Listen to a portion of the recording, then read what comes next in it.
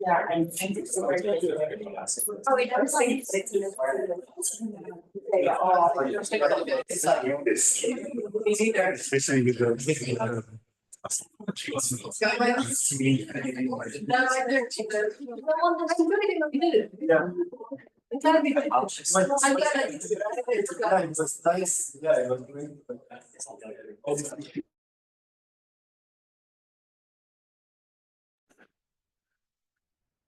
we managed to get doing.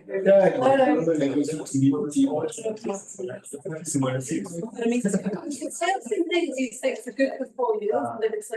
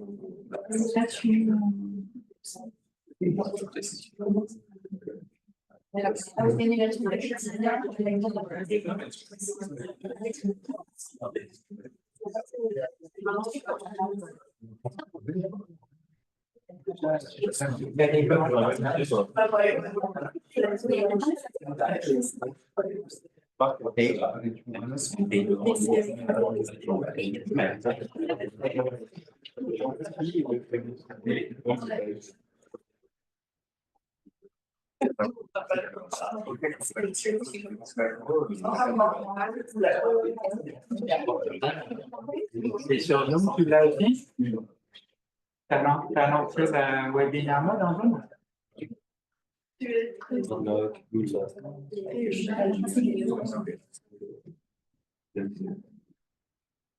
Everyone, I'm sorry for all this delay. So You should be able to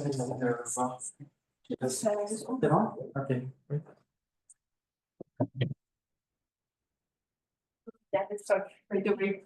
Okay. Yeah, sorry for the wait. There's always a surprise, but so it's a great pleasure to welcome Rui to our seminar today. An active member of the Littorina research community, and his work is very interesting because he uses a very integrative approach to study these ecotypes in the marine snails. Rui was also in Montpellier during his PhD, so maybe some of you know him already a bit. After that, he did a postdoc at the University of Sheffield with Roger Butlin, and now he's a researcher at the CIBIO-Biopolis at the University of Porto, where I was also lucky enough to visit them recently. And the floor is yours. I tend to speak a bit low, so if you in the back don't hear, just raise your hands so that I wake up. So thank you all for coming. I should start by saying that I'm here visiting Pierre-Alexandre group within the framework of this Biopolis teaming project funded by the European Union, which is basically an alliance between CIBIO and the University of Montpellier to try to upgrade CIBIO to an international excellence in research at the international level in Portugal, and basically using your model or skills and knowledge to help us to get to that stage. So within this project, we got a project, and Pierre presented a project to the French part of the Biopolis, and that is using ancestral recombination graphs to understand the evolution of structural variants and their role in ecological speciation, where we will look to essentially do this in multiple species, at least seahorses and Littorina. And here is the team from Pierre with Laura and Celine, and then the Pierre Perry that some of you know because he did a PhD before here in Montpellier with Pierre Alexandre, Maria, and me, and Paolo that lives here. And so this is the reason why I'm here. It's been a very intensive, very productive week. And I also want to thank Pierre, not only because he organized all these calls so that we have the opportunity to apply and then get funded, but also I think because he was very fundamental so that Biopolis actually exists. It's probably, and we know it's not easy to move this forward. So as planned, but anyway, I think it has been opening opportunities for many of us, at least the ones that want to benefit from this initiative. So going back to the title of the talk, so I'll basically explain what some of the research I've been doing in Littorina snails to try to understand the role or the importance of chromosomal inversions in adaptation and speciation. So, but I would like to say, instead of showing this in the end, that I was lucky enough that some years ago, 2016, that I joined a team that led by Roger Butley in Sheffield and Kerstin Johansson in Gothenburg, where we assemble a group of postdocs and researchers that, although some of us only overlapped during short periods there, we basically came out and continued working in the same system together. So we basically work together in many different questions and share many different data sets. So it's like a very interesting, different way of working, like a network where you basically, I'm probably interacting with more of them every day in the week than in my own lab. So it's now we have this possibility to do work together. But in the end, I will show some of the research that is not only mine, but involves all collaborative work with all these people, but I will focus on the things that I did myself. And I will also, towards the end, I start to present, as I now started this group in March this year at the University of Porto, composed by these people, and mainly I will show some of the work that Pierre is doing, although it's still ongoing. We thought it would be more advanced at this time, but it's just many things to do. So this is just a logo of if I have to say describe my research interests, is just based on those research interests. That is like the kind of keywords that represent more or less the topics where I'm more interested. So coming back to the title, so that question, like to understand the evolutionary significance of the inversions, basically can be translated into when, why, and when and how chromosomal inversions are likely to play a role in speciation, in adaptation and speciation. And I, of course, don't have answers for this, but I think it's the question, these questions put us in the right direction, driving us towards understanding this evolutionary process.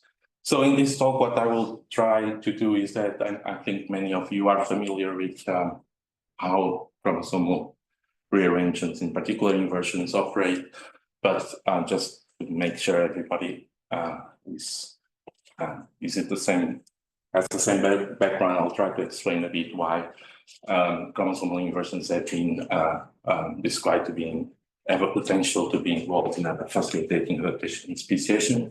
Then I'll go to the marine system, the Littorina marine system snails, where I will show again some of the work I did together with the team, Littorina team.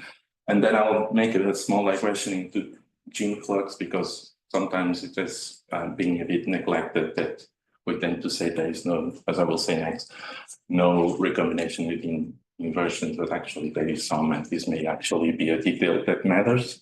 And I will just end making few just suggestions on how for future work to move the field forward.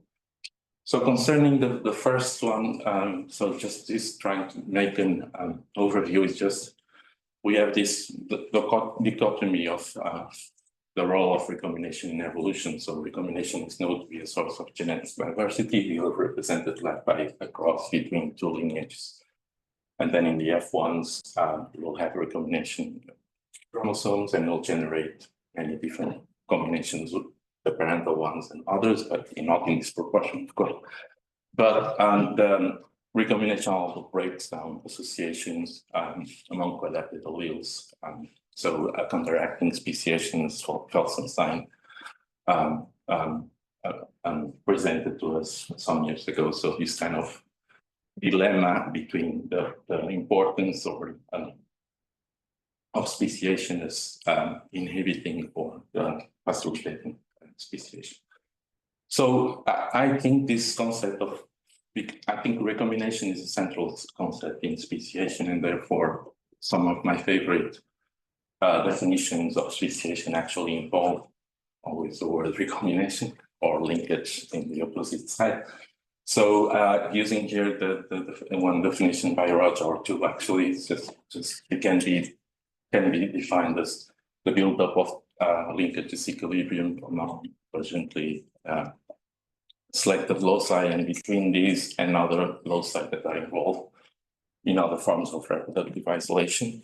And if we want also to have more broad definition that also encompasses allopatry, it's a bit of the evolution of the restrictions on the freedom of genetic recombination. So this also connects with a view that I think we now all share, that the genome is a semi-permeable barrier to gene flow, where during progress, during the build-up of this reproductive isolation, we have regions in the genome that probably are not where gene flow is not occurring, either due to selection or suppression of recombination. But it's what happened, or it's supposed to happen, but in most of the cases that through time, it should increase these regions that are where gene flow doesn't occur, but there's still some gene flow in the rest of the genome. And so this is, by definition, you can see that everything that suppresses recombination between different loci will tend to facilitate this process. So it's here where the chromosomal inversions come, in the sense that is one of the processes or the kind of mutations that can facilitate this process. So it's just, I think you all know that it's just a piece of fragment of DNA that flips around. And it was, I mean, since then, about 100 years that we know they exist. Actually, by the work of Studerman and Dobzhansky, actually their first description of inversions was based on these loops that they see in the chromosomes of salivary glands of Drosophila, where they see these loops, and they knew that the recombination was suppressed, and only later they knew that they found out that this was due to inversion. So their effect on recombination was found before knowing that they were inversions, actually, which I found very curious. Inversions can play a role in speciation in different ways, and sometimes it's because they are just underdominant. And so if you have hybrids between individuals from two different populations that are fixed for alternative arrangements, they could have problems in meiosis. But this has been a bit disfavored, or this can happen, but it has been shown that in many different systems that it's far from being 100% of the cases there is some fertility reduction, but it's not enough to cause, let's say, complete sterility or something in the hybrids. And so in the last, like since this paper at least from this paper, maybe before from Reisberg in 2001, that the community start to look more into, or to pay more attention of the role of inversions in adaptation and speciation, but as recombination suppresses and no longer about their underdominance effects. So this is basically, this is kind of the, I'm not a specialist in meiosis, I'm just explaining the basic concept is just, so if you have an inversion here in this centrosome, these are the breakpoints, and if you have an heterozygote, an individual that is heterozygote for these two arrangements, and if you have a one crossover within this region here, what you will generate is often you will generate gametes that have duplicated genes, others that have depletion of genes, and then they may not work well, and so they will tend to be eliminated. And then what passes to the next generation is basically the same chromosomes that were inherited from their parents. So you don't pass recombinant. So it's effective migration actually doesn't exist even if a crossover happened. So basically, if we have two populations and one is fixed for a different arrangement, and if you form hybrids, this is what can happen in the hybrid. And so even if the hybrids can reproduce later because they will produce gametes, they will pass always the parents' gametes and not being recombined. Despite this recombination can happen in the rest of the chromosomes. But when I say there is no recombination, I intend to use the word suppression. And I don't know if in French or English and Portuguese, suppression has exactly the same meaning, because there is not, so it's not completely halved to zero. So it's a huge reduction, but there is possibility to have some gene flux, what we call inflow between the two arrangements, because there can be a gene conversion or double crossover. And if this happens, often it happens that there is no problems of fertility, but what happens is that the rate of gene conversion and double crossovers are much reduced compared with standard crossover rates. So there is potential for some small gene flux in this region that we tend to ignore. So that there are also, besides this role of in suppressing recombination, they also have inversions also can have pathogenic effects and positional effects, like any other mutation, and so but I'm here focusing mostly on the role of speciation. I'm just showing there an example here from Patrick about the positional effect or a breakpoint effect when the gene disrupts one of the breakpoints from the gene, so when the inversion disrupts the gene and the breakpoints. So if I try here to sum up what different models have been saying about this, about the role of suppressed recombination using inversions, and these are the four main, basically the four main papers that produce some of these verbal arguments, also some theory, is that so chromosomal rearrangements maintain favorable combinations of locally adapted alleles together. Other people like Riesberg focus, this was a model by Kirkpatrick and Barton. Other people focus on the fact that so instead of a single locus that is a barrier loci and has more local effects, if it's inside an inversion, you can extend these effects a lot across larger regions. This, of course, generates also opportunity for other loci involving incompatibilities or other barrier loci accumulating these regions. And it has been, this model by Ahmed Noor has been suggesting that they can fusions when there are secondary contact after the period of isolation, and this could generate the conditions so that reinforcement could evolve.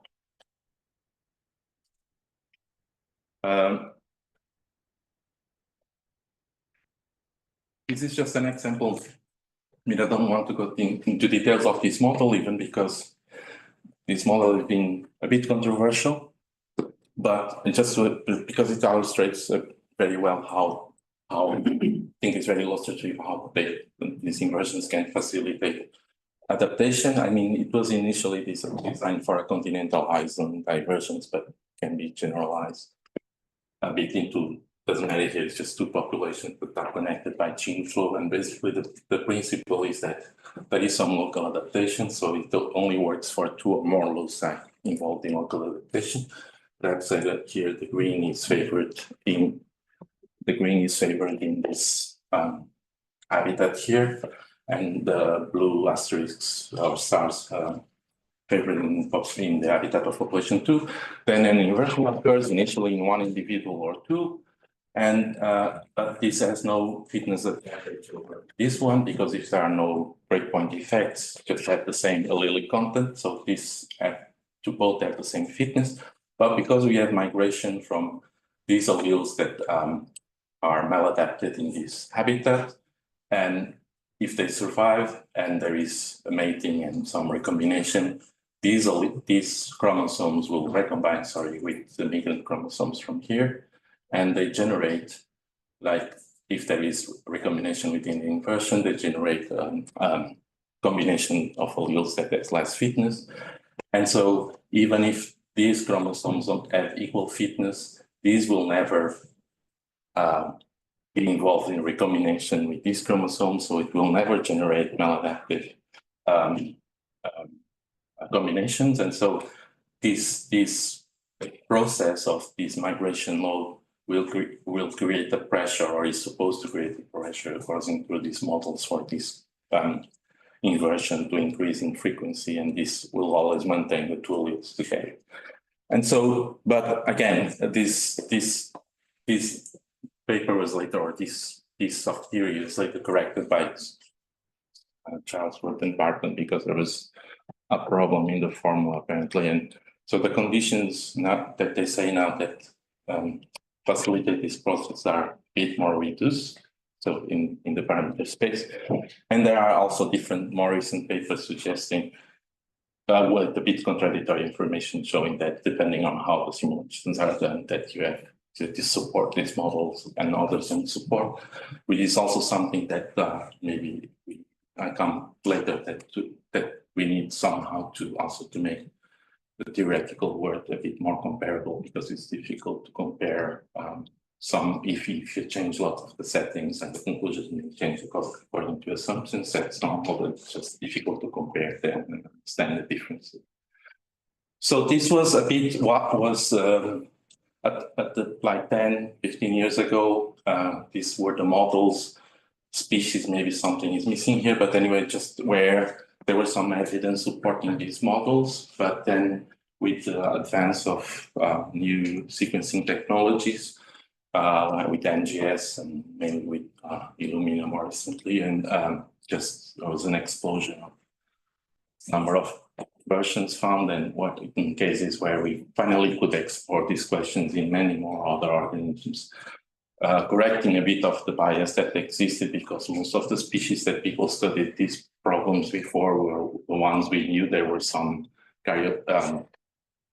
from the cytological studies, the cytogenetic studies, that there was information that there was already some inversions and there was a bit of a bias. And now we could explore a bit these questions without knowing a priori if there were many rearrangements in a given species. It's just one example in the sticklebacks, where when they assembled the genome and compared different freshwater and marine across the globe, where they showed that some of these are errors are inversions in the different chromosomes, and this is somehow a measure of differentiation, which I don't remember which now, but you can see in these inversions, you see these kind of jumps in differentiation, and relatively high and stable along this area due to LD.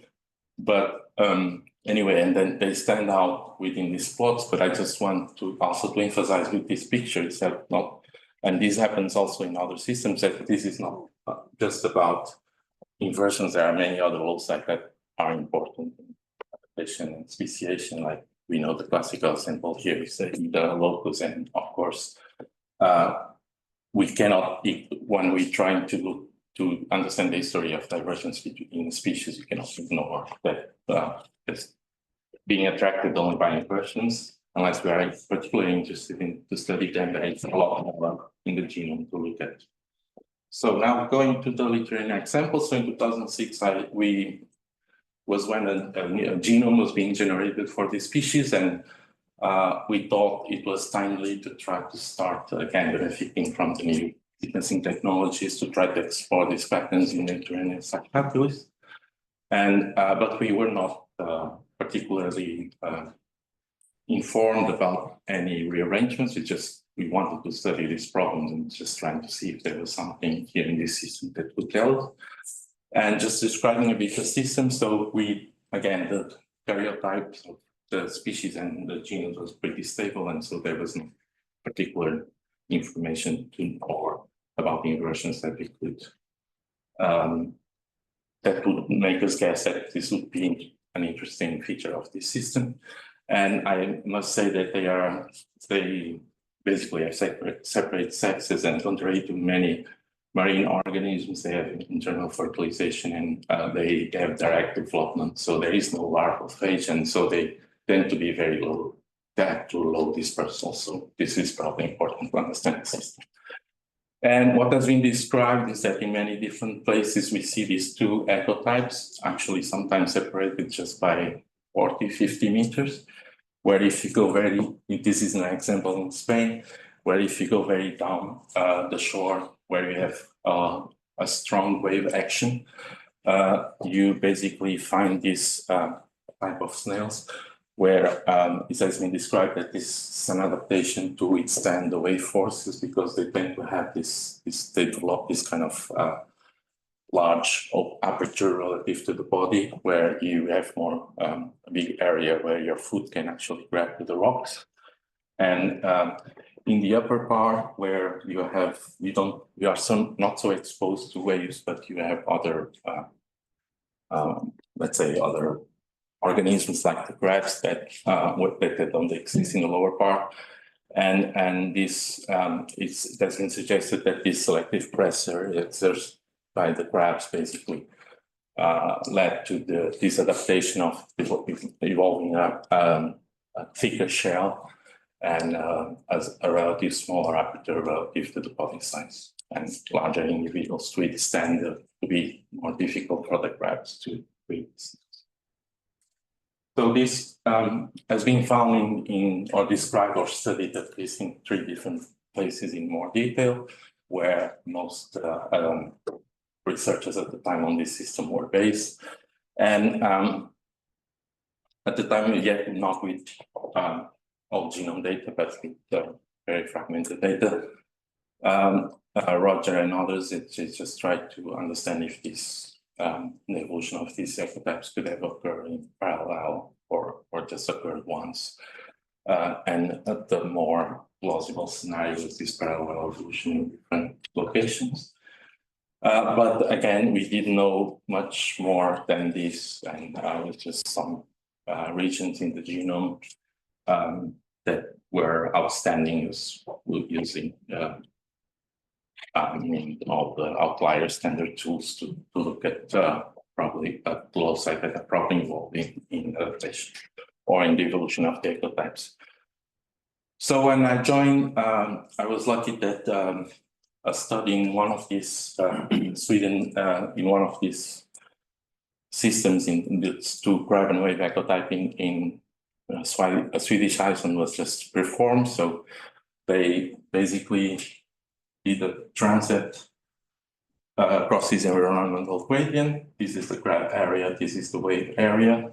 And so here you have boulders where the crabs are around these boulders. Here it's just a cliff, and the snails have to withstand that they have to sit attached to the rocks and stay very still when there are waves, and protect the crabs to not fall. And so it generates this differentiation in terms of morphology. So what we did is that we tend to use this in all the studies we do, this transect. So we try to get to the very georeference all the snails that we sample very, very detailed, with very detailed coordinates. We do a lot of phenotyping, so whatever we can try to get from these snails, which is not easy because there are not many features that we can compare, but shape, size, some behavior also, and colors, thickness. And at the time, what was available was that there was a reference genome, but was very fragmented, and there was we have some population data from all these snails across this transect using capture sequencing approach, but with 40,000 regions of the genome randomly selected, except that we try to avoid duplicated regions. So I'm not going into details, even because the filters and everything now became very standard. So it's not anything new, but it's important to say that, yeah, at the time we were playing with the genome that has this number of scaffolds, and we could not really understand how they are distributed into different chromosomes. But luckily, because these snails, I forgot to say, they have a generation time between around the average between the two ecotypes is around 8-9 months. But we were lucky enough that Jesse was able to maintain some families in the lab, and we were able to work the genetic map where we could know at least the position of about these 20,000 markers, and we could group some of the, well, understand where they were in different chromosomes and some of the contigs that we generated, and also get their sequence in the chromosome. So we could not work with the full genome, but basically we only know the position. We only knew the position of the markers in this according to this genetic map, which also makes us throwing away lots of data in many of the contigs and the probes with the capture we generate. So after, in the end of this process of filtering, we end up with this data set, and this is what I use next to try to detect rearrangements. So I must say that when I started, I actually started a bit differently, which was by using, we had some packed bio data available at the time. It was still the old RS2, which was, yeah, still very problematic, not so long reads and lots of errors compared to now. And so I was just mapping those reads against the reference and trying to identify putative inversions, but we got loads of calls, and most of them false positives. And anyway, I could only work within scaffolds or contigs, and I could not identify many inversions. So during the first year, it was a bit depressing, but I mean, we thought, okay, let's use just population genomics-based data to try to get into the inversions, which is pretty standard nowadays, and even before we were not pioneer on that. But so I use this tool LDNA. I think there is a new version now, but basically it's still, I mean, it's just using the LD, you estimate LD between all your markers, all your SNPs that you have in the data set for all those individuals, and basically it, instead of doing those triangular plots, it just makes networks of genes of SNPs that are connected with a given amount of LD that you determine. So if you say I want only one SNPs that have a very strong LD with above this value of R square, then basically it will link all those SNPs independently from where are they located. So most of the times, and we did this in a chromosome that we know that they're not inversion, although we didn't know at the time, at least large ones. What you get is these small networks of SNPs, and they come from the same contig. It's just physical linkage that connecting them. But in some chromosomes, what we noticed, in some linkage groups, what we noticed that there were bigger networks with many more SNPs, like 100 SNPs that were connected by LD. And so at the time, what we did is try to understand where were these SNPs, and we saw that they were all, this network of high LD, all come from this region of SNPs that are located in this part of the chromosome, like almost 15 centimorgans, basically. And at the time, Anya Western, my colleague, was trying to understand where you identify signatures of selection using lines, and basically most of the outliers or many of the outliers in our work were mapped to this region too. And because this region was very large, we thought it could be inversions. At the time, yeah, we were still not decided what they were, but just trying to figure out. Then we follow up with other that are now, I think many of you have been doing the same, just trying to compare PCAs from within inversion and outside, and tried to see if we identify the three groups of genotypes that are suggestive of, again, not two homokaryotypes and heterokaryotypes that tend to present higher heterozygosity, observed heterozygosity. And then if we would plot these across the transect from grab to wave, we would see that in grab, for instance, in this particular case, we only see one of the arrangements and the other arrangement only exists on the other side, and they are about similar frequencies. So this was, I mean, it was difficult to explain this pattern in a very large region without being an inversion, but I mean, also because we had detected several of these, we didn't want to say, we were a bit like discussing internally, but we were not like, oh, we have found many inversions, because we even in the beginning were not using the word inversion, but genetic clusters of LB or something. But we found this for many other regions, and we found this typical pattern. And in some cases, we even found this pattern of having this kind of triangular plots without individuals being placed in the middle, but this group suggests that, at least it's our current interpretation, that this is basically two inversions, one overlapping the other, and creates this pattern of 6 groups. So in the end, when we look back to the genetic map we have available, even if it was just one family at the time, we could also, another information that basically told us that was very likely that this was inversions was the fact that when the parents were heterozygote for many of those markers that we see that are in those regions, they didn't have, there was no recombination in those places. And so it only happened in the heterozygotes, but if the inversion was homozygous in other inversions, we see recombination. This was basically what made us kind of assume that there were inversions. I will talk about this later. We've been trying out to inspect and validate this with other methods. It has been a bit difficult because we've been discussing it's very difficult to work with snails, but I'll try to do this later. So in the end, at the end of this study, we end up with 17 regions represented here. Then we found out a few more later when we inspected more populations. And when we try to use each inversion as a locus and genotype them through the transit from grab to a wave in Sweden, we could see that and do some kind of fitting that some of them have these sharp transitions in frequency, suggesting they're under divergent selection here. And but most of them actually, they never reach fixation. There's only one that almost goes from zero, like alternative fixation in the two extremes. Most cases, like the one I presented before, one arrangement is absent in one side, and it's the frequency is intermediate in the other side. We would suggest one thing selection, but we don't have proof to that. So we tried to extend this to other.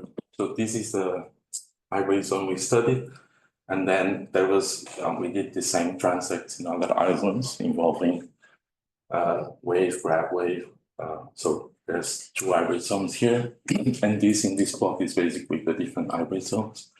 And in this yellow or gray is the inversions or the regions that we identified as putative inversions. And then was the work of Faria that was trying to see the outliers in all these different islands and try to see where they were located.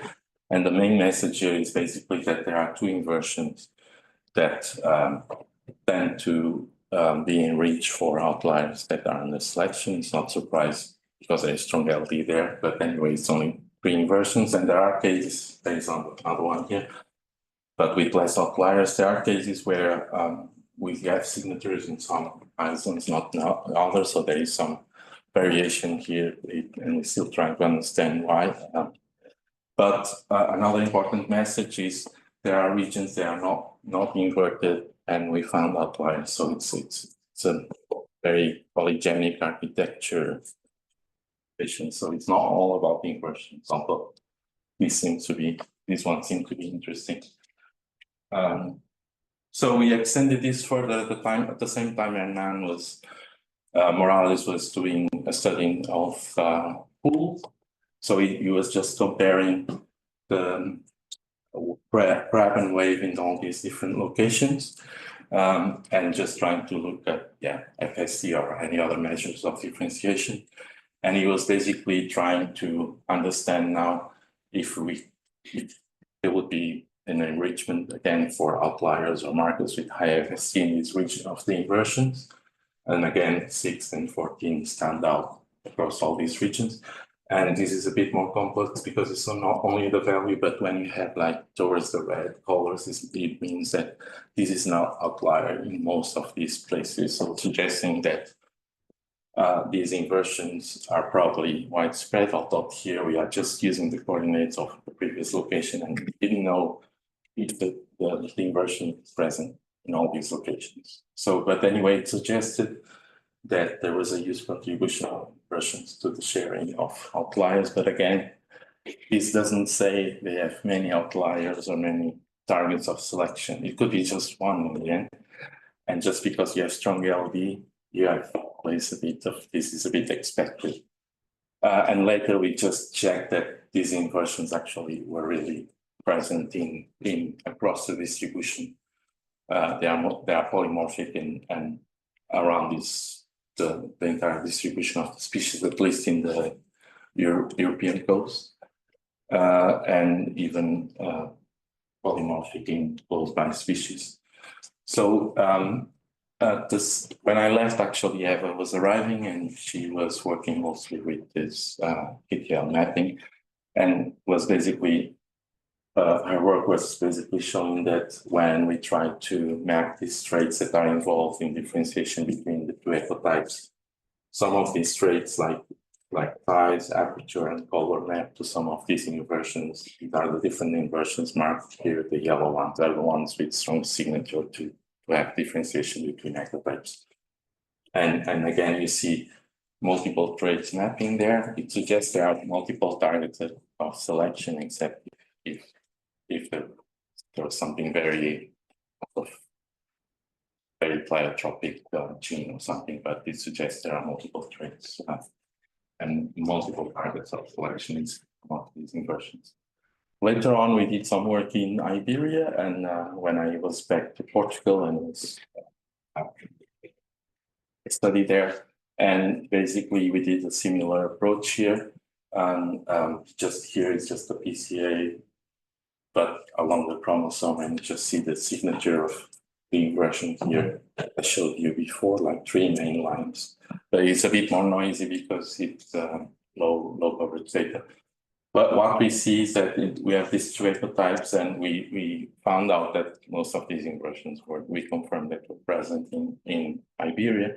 But what we see is a big difference compared with Sweden, in the sense that when we do this whole genome, let's say this is a whole genome PCA, sorry, I'm not showing it's actually, but you basically, this is the graph and the wave, but basically what we see is that so there's if you do like a mixer plot, so what we will see is that most of the individuals are pure, let's say have this cluster belong to this genetic cluster, the other ecotype to the other, and you don't see there is a gap here. You don't see genotypes in this area. So in this area of the PCA. So basically suggests there is a big discontinuity between these 2 ecotypes, and there is stronger reproductive isolation than in Sweden. Because in Sweden, I don't have the plot here to compare, but you have a continuity from one extreme to the other. In the lower part, you see that the crab snails start to have some, their position goes a bit towards the red, which could suggest signatures of introgression, and which probably happened in the past, but nowadays you could not see like F1s or very early actives. And now with PF, we're trying to do is to try to look into more. We've been sampling more transects, and we are analyzing this data in other locations in Iberia to try to understand if the inversions played a role in this increased reproductive isolation compared with Sweden. And just to finish this overview about what we did about the role of inversions in this system, it's just a paper that was recently published actually. And the main author was Diego, but this was just an interesting experiment that was done by Kerstin Johansson once more. So she basically lives in this place with the snails, and that's her life is taking care of these snails in a way. And so basically there was an algae bloom in the 90s that killed most of the snails in a given range of near the water level. And so it meant that some tiny islet rocks, actually, some islets, this looks a big rock, but it's like 1 meter square. It fits like 1 or 2 people there. And those islands were exposed to waves, so they were before there were the wave ecotype there. But when there was this problem with the algae bloom and dinoflagellates, they all died. So Kerstin, I don't know why, but at that time thought about transplanting, and while she did it actually, transplant crab snails to the wave environment just to see what would happen. And basically, she was collecting some of these shells and keeping in her lab, and also some of the inside. So it was possible recently to just go back and to analyze those data that they collected in different years, not in a very regular way, because I don't think this was planned to be an experiment like this. But we were able, so inspecting this, we were able to see that there was, during this period, there was a big transition from the crabs she introduced and compared it with the source population, and they were pretty similar to current crab population. But through time, what they call the scarids, this is rock basically, what you observe is a transition to, in this phenotype, but there are others, I'm just showing one, this color is the same, that they became more and more wave-like snails, and this could be some plasticity involved, and we think there is some. But also in genetic terms, what we saw is that if you focus here, for instance, on this graph in one of the inversions, and this is particularly evident in the inversions, was that in the beginning, in 1992, in the population that was introduced, you see this arrangement in this complex inversion is there is 0, is probably above 0, but it would be very low frequency, and then through time they just increase in frequency and reach a frequency that is very similar to what we see nowadays when we look at the wave population. So these inversions that have been involved in differentiation, we could see that in 30 years, which is like, in this case was like, I don't remember, like 30 something generations, we were able to see that it's actually interesting because we can predict the change through time, just comparing the crab and wave population nowadays, and basically it fits very well.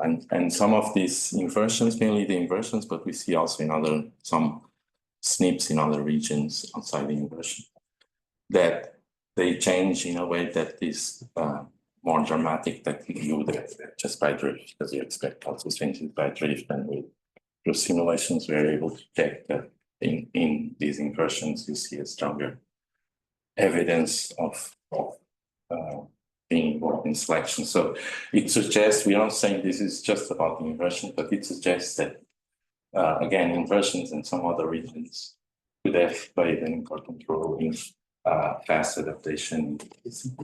And just to finalize, and also because Alan has been very connected with some of the work by IPF and Ecology. Alan started to study this using a similar approach in Littorina favorabilis, a closely related species. I think divergence probably around in this branch here is like 3 million years, I think around that. And so he was using similar approaches of different transits, and he also found these signatures of very high FST in these regions compared with the background. It's very, very different, and once more suggesting that these inversions could also be involved in the differentiation, and also suggests that together they are somehow coupled together, making a stronger barrier than one we consider their effects as well. This was all before we had the new version of the Littorina genome, which just happened recently, and I'll try to be a bit fast, but I'm not here presenting many details, just ongoing work. But these open new possibilities because, again, now we have a genome. It basically means that everything we do now, we want to map against a new genome and spend some time trying to change the coordinates between inversion, between the two reference and having new coordinates. And also trying to understand why something we have difference between the two reference, even because most of these inversions are polymorphic and sometimes they don't have the same genotype and the assembly is slightly different. In some you can have one arrangement and in the other assembly you can have different. But that's just to explain why it took some time to get here, since we had the new reference genome, which is chromosome level, but so when we have that, you know that you see here, and it's basically looking at different aspects, and it's trying to understand whether the independent confirmation of these inversions and try to characterize the breakpoints. Mainly is focusing trying to investigate the evolutionary history of these inversions. And concerning this point, we are lucky because the Sanger sequencing several species of Littorina together with Roger, and basically we were able to get some of the IC contact data and trying to, by mapping, try to identify patterns like this that are indicative of inversion. So we validated some, but we are in the process of trying to do this for all we identified before. Is using different species, and we also have several species of Saxatus. But in some of these cases, the Sanger has already made an assembly for the species. This is actually public. This is our reference. And Pierre is also, this was just like 2 weeks ago, so it's not yet winter and everything. So, but it's just a synteny comparison. So it's just showing that we didn't see any kind of translocation or fusion or signatures of that. It seems that all we see is suggestions of intrachromosomal rearrangements like inversions. If you see this change in orientation as the red, we know this chromosomal is in arrangement in Saxatus that's polymorphic. This is polymorphic, but we need to type the reference to understand what it is and try to reduce a bit this. Yet there's some things here that are redundant or even false positive. You just have to orient a bit, but this was just to show that it doesn't seem to be interchromosomal rearrangement that we could understand. We've been also trying to characterize mapping the long reads. It's something that Pierre is doing, but again, we have some difficulties in obtaining long reads from snails, and people that work on snails will know, or mollusks will know a bit how it is. But it's also, we've been trying to map these reads against the reference, but then having this kind of reports of calls of structural variants. But once we filter and look in very detailed to them afterwards, we see that we can have most of them as false positives. And we can talk about this if you want why, but in the end, we end up only with the few that you can validate, even because this is the same ecotype as the reference. We're still working on that. And what Pierre is now doing is, or spending most of the time, this time is actually trying to understand the evolutionary history of these inversions. I forgot to say that in two of the inversions we found in Littorina fabalis, the other species, they overlap, the region overlap with another inversion in Saxatus. So we are not sure if it's the same inversion actually. And the reason is that we don't get very close to the breakpoints yet, but at least there seems to be regions that there seems to be potential that some of these inversions could be shared between species, and this would argue that would be very old and involved in could be old and polymorphic for a long time and then involved in speciation or ecotype differentiation within different species. It's just for you to show you that, for instance, in LG6 in arrangement Littorina Saxatus, this is again a BCA along the chromosome, and what it captures here is basically unexpected signature of geography, where Iberia stands out, as we know from other markets, from the other populations that we analyze. But when we look to this part of the plot, basically where the inversion is located, we see mainly, well, it's more complex than that, but let's say we'll see mainly three main groups of values, and basically they correspond to these three groups here. And so we see that basically the different arrangements are present across the distribution of the different populations. Although in Iberia, for instance, these arrangements is much more divergent than the other one. So this is not, the scholars here are not matching this, it's just to show that doing a tree with a small tree just to play around with, yet it's not yet very final, so you're still looking to the data and trying to interpret basically what we see between the two arrangements, excluding the heterokaryotypes. What we see is that these individuals with this arrangement, that is the branch length in this part of the tree seems to be the length of this tree, subtree here is much smaller than this, suggesting that could be the recent one, but we still have to compare with the proper output to understand. So as a summary, basically, of what we've been doing is that we identified many polymorphic inversions in this system. Seems to be involved in adaptation based on crossing the different evidence on top, and probably sometimes in rapid adaptation. There seem to be multiple diversion traits mapping to these inversions, which suggest multiple targets of selection, but we don't know yet the targets of selection. And some inversions due to probably being shared would suggest they are relatively old, or at least older than the divergence between the ecotypes. But again, we still have to do this if we fully want to understand the full story and how they appeared, and who came first, the variants, or just to wrap up. I mean, I think we have this, so it's like we see lots and lots of now every studies, well, inversions are now commonplace, and we became aware that they are more frequent than probably we would think, at least I would think some years ago. And but still, I mean, there is work to do, because it's not only this kind of, there is a bias first, because they tend to attract our attention because they outstand in the kind of plot of differentiation as regions that have very high FST. There's like neon lights attracting insects, and but it's like not, there is a bias because it's more easy to detect, find the region of an outlier within an inversion region than anywhere in the genome. And so we should be more careful, or we need to do more to understand later if this is really involved in adaptation or not. And the question is also if these inversions gain multiple alleles, adaptive alleles, to suggesting that recombination suppression was important or not, because if you have, perhaps if you have just a few alleles, two different velocities that are close to each other enough, maybe that forms an haplotype that still is has high fitness and rarely recombines anyway. And so it's not always the case that the inversion is expected to play a role. And it's also important to understand the importance to understand to know if what came first, inversion or.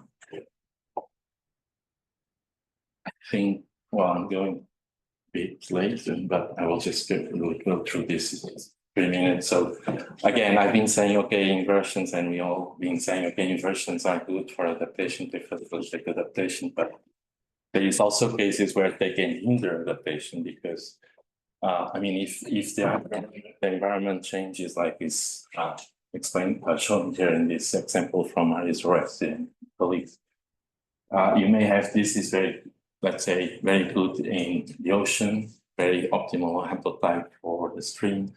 Now they colonize the lake, and they would like to have a combination of these two alleles, but they simply cannot because they don't recombine. So it also can be a problem with the environmental changes, or if there is different selection axis. So in Littorina, for instance, in the different countries, the differentiation between ecotypes doesn't go always in the same direction, for instance, to high and low shore. So for instance, the crab and the lake low shore, but in UK is the other way around. So the wave is in the high shore, and in Sweden is actually the transect is parallel. So you could imagine that within an inversion, if there are loci or alleles that are adapted to the differentiation, like wave and crab, but others involved in high and low shore due to temperature and other thermal stress, if they have the wrong combination, it may not allow them to increase frequency fixation, which could explain some of the last polymorphism that we see. But it's also, gene flux is probably a way, if there is limited gene flux between the two arrangements, they could again generate a combination. A combination that could solve this problem and make them adapted better than they are. Again, the rates are low, but if you have many heterozygotes, it's possible with an effective population size. And because gene flux is very important, this takes me to what I've been doing here and what Pierre Alexander Morris published to use ancestral recombination graphs, actually to try to infer gene flux as they did in the C courses. And so we are trying to build these haplotype libraries here with the snails also to try to measure gene flux in an accurate way. Anyway, imagine gene flux will also help us to identify some candidates of selection within the inversion, if there is enough contrast between gene flux and selection. And just to finalize,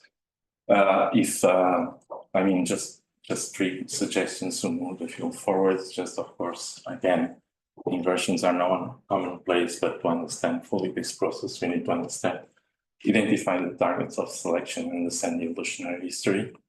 It would be very interesting, in my opinion, to test the importance of recombination suppressor. Like you can invert or make something invertible in there. Again, this has been done in plants, but I think Katie Panschel is doing that in sticklebacks, or trying to do that in sticklebacks. So because you can reverse an haplotype to be standard again and see if that has an advantage compared with invert one that has exactly the same content, and it would show if recombination suppressions could be really important. And of course, I didn't talk a lot about different about theory, but we need, of course, to improve a bit or make the theory more integrative as possible. And sorry for taking too long, but thank you.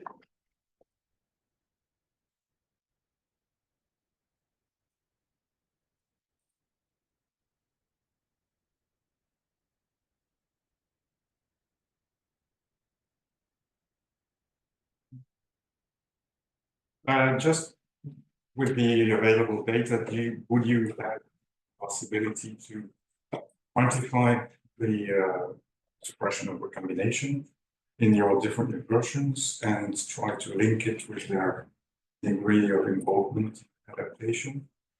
What stage are you at this point? Well, the suppression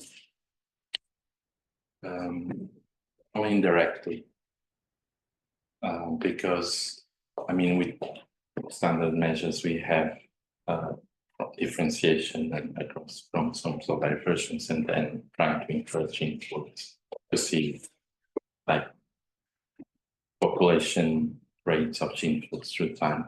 But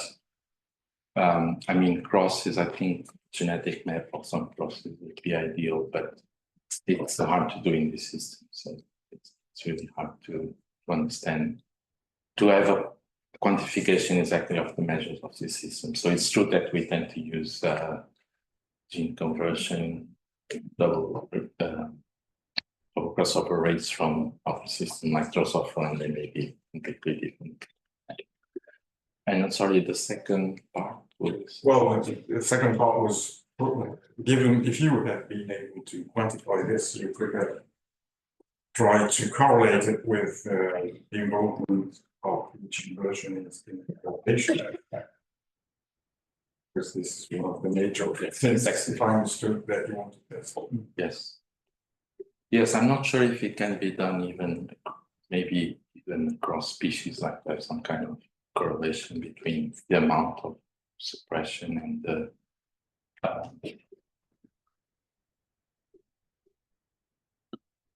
the correlation with it.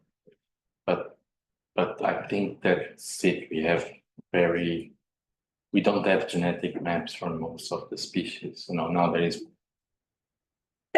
Felicity Jones has published some recombination net for sticklebacks.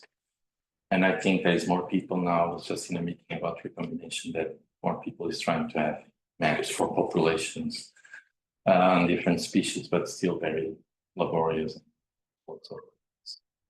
But it would be nice to compare it.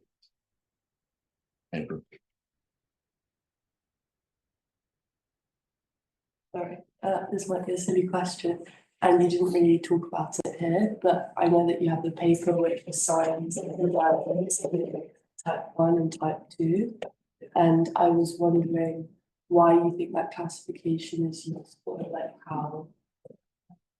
Well,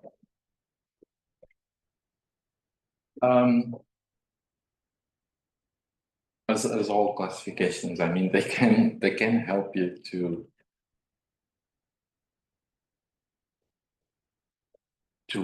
categorize what we observe, but of course nature is complex, and I mean, it's also interesting to understand that, I mean, the most interesting for me is to understand the transitions, like when an inversion has been under balancing selection for very long periods and it's a polymorphism, when it will tend to get fixed or alternatively fixed into populations. So what's triggering this process?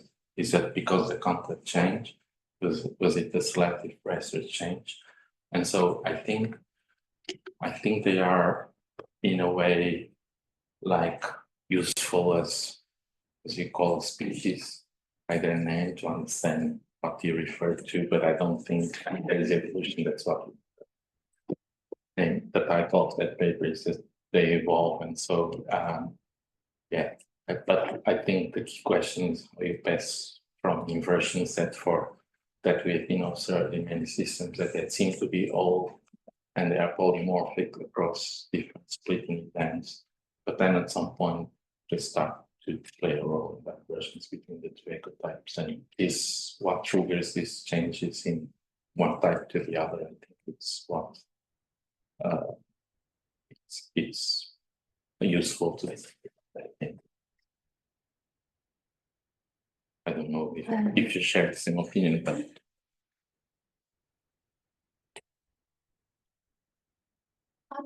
You know, the slide, the PR slide where you had the PCA, could you explain why we don't see the 3 groups pop out, but it looks more like 6? yes, because it's a complex inversion.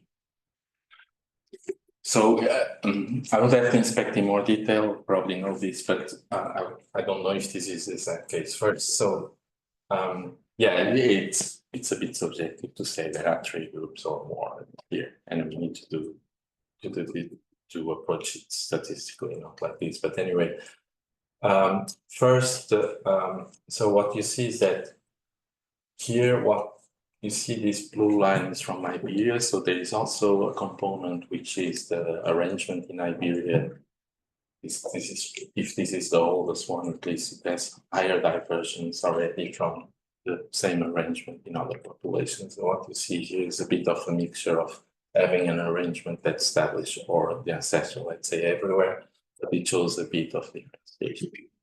But it's also it could be that, or it's a complex inversion, and that we know it is a complex inversion. And so what we see is that the pattern in the PCA is you don't see 3 groups, but you see 6 if you compare the PC1 with the PC2, which is basically what happens if you have like, what we think happens is that we don't know the order of events, but basically we have a region that flips, and then part of a region also flips, and then you start to see, if you do a PCA for the region, you start to see these 6 points rather than 3.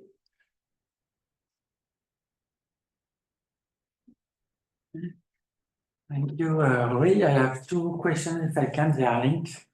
The first one is about the age of the inversions. If you have some information, given that some are shared with closely related species.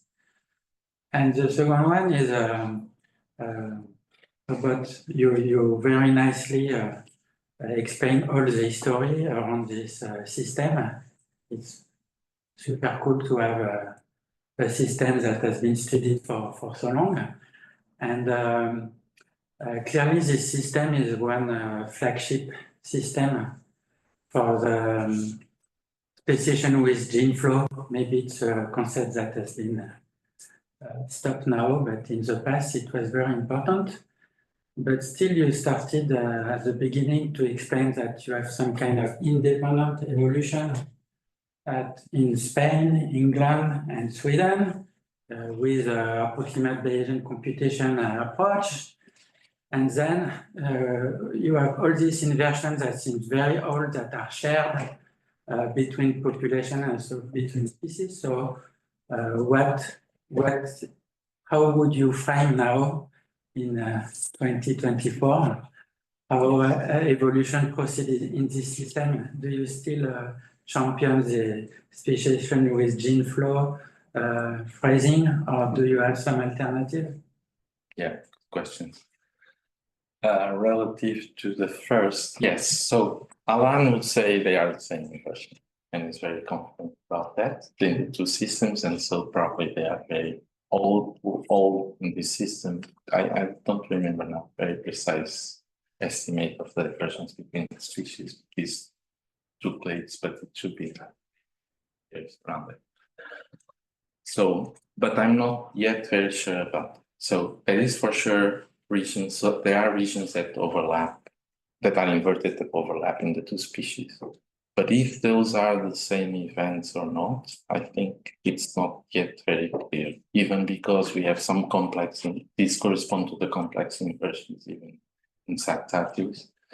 And so at least we know there are more than one event exactly. So it's a bit, and they are difficult to understand by nature. And so still a bit premature, I would say, to assume one thing. So they may be, but I think we need to go to the breakpoints really. And that was why we were trying to get the breakpoints and try to understand if they seem to be share history at the breakpoint. So it looks that they can be old, some of them, but yeah, let's see. So I will not bet all my money on that. Yes, the second question is very interesting because I think you're right. So I think it's a trick. So the way, maybe I was not also clear when I'm saying independent, but it's like the way we've been, let's say, describing the system or other people too, it's a bit of like using a bit of both shorter approaches. Like we center on the phenotypes. So we think that the phenotypes, so let me see if I can explain it, evolve there, but genetically not independently in each location. So yeah, we should be clear that what I'm saying independent is that, for instance, even in a local scale, I mean, there were glaciations, there were some of these islands in Sweden were not even, they emerged later because of like 1,000 years ago when the ice retreated and there was a bit of uplift. So I think there were already, we think that there were already ecotypes before and they have evolved before somewhere else and in multiple places probably. But so when they colonize, maybe we don't know what, because they are low dispersed, few arrive or even just one pregnant female because they have multiple paternity, we can probably enough variation to colonize a new place. And of course, then everything, even if you look at the hybrid zone, is reshaped, happens there because again, they will diverge, occupy the different ecotypes. But of course, the genetic information and the genetic makeup to build that, it's probably evolved before. So when I say independent, I think I'm talking about the phenotypes and how they distributed in space was originated locally. But I think there is the genetic information is either ancestral at this stage or cannot. That's why with Pierre and maybe at some point with you guys try to understand, because it's hard to do demography questions, of course, to understand how the history of those regions, like today, are they all then ancestral, just spread out ancestrally, or are they gene flow, and some of these migrations are, as it could be adaptive and just spreading one new arrangement, just spreading all over, and that makes not completely independent in terms of genetic terms, but it can again build up in another location. So I think it's a difficult question because it's not even, when people say this kind of you use like primary contact or secondary contact, I think it's really difficult.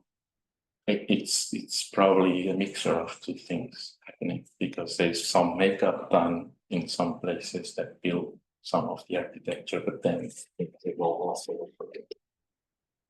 I don't know if I answered to you, but I think it's the trick is that we say the ecotype independently, but doesn't exclude the genetic.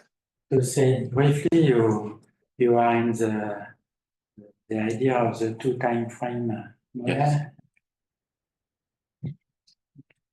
But if it is a two time frame model, I don't think we can argue. We can continue to argue from the demographic reconstruction that find a colonization that is, I don't know, 20 Yes. or 10,000 years old, that it is an argument for the speciation in the face of gene flow. No, I agree. I guess, yeah, thank you very much.